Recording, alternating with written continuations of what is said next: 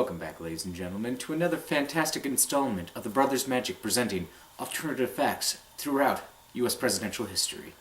I'm your host, Timothy Magic. Let's begin where we left off, with James Buchanan.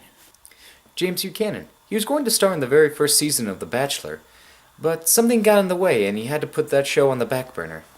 Abraham Lincoln. He made Thanksgiving a national holiday just so he could finally get seconds at White House dinners. Andrew Johnson showed up in Washington in 1864 just to take Lincoln's measurements, but through a series of hilarious plot twists, he ended up as the vice president. We all know what happened next year. Ulysses S. Grant had an awkward one-night stand with Robert E. Lee when they were students at West Point. Rutherford B. Hayes. Only the second worst thing to come out of Ohio. James Garfield, having such a love for baseball but often having to be called back to the office at a moment's notice, he's the reason we have a seventh-inning stretch.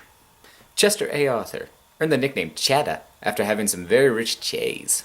Grover Cleveland. Sadly, it came out years later that Grover was actually illiterate. Every time he meant to wrote, "This bill has my vote," he wrote, "This bill has my veto." He did this over 400 times.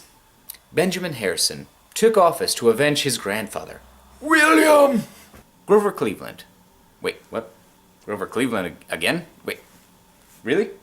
This mustachioed, cradle-robbing pervert actually got a second term in the office? What the hell's wrong with you, America?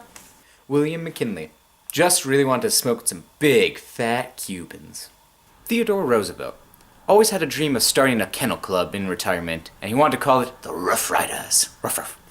William Howard Taft was going to go for a hat trick in Washington until he realized all too late that the position of Supreme Court Justice was permanent. Woodrow Wilson, known for enacting prohibition in the United States. Little known fact, he was actually hammered when he was signing the law. Anyways, intrepid heroes, maniacal villains, and my fellow Americans, I hope you have enjoyed this content. If you did indeed enjoy this content, please sure to like, comment, and subscribe. And do not forget to do your civic duty this March 4th at Barefoot Productions, a live one-night attraction of improv theater made up completely on the spot. Yours truly will be hosting. Stay strong.